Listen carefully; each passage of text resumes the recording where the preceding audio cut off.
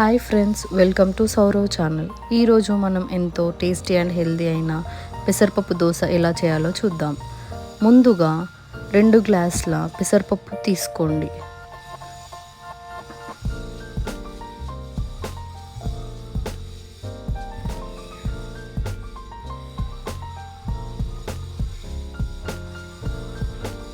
తర్వాత వాటర్తో వాష్ చేసి ఆ తర్వాత నైట్ మొత్తం నానబెట్టండి.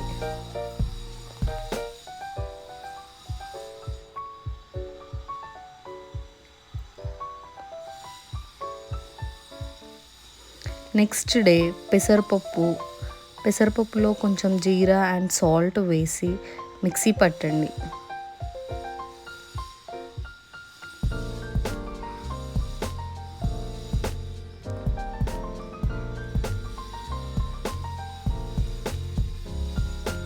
తర్వాత మన దోశ బ్యాటర్ రెడీ అవుతుంది. తర్వాత మనం ఈజీగా దోశ వేసుకోవచ్చు. ఎంతో simple and easy breakfast ready అయింది.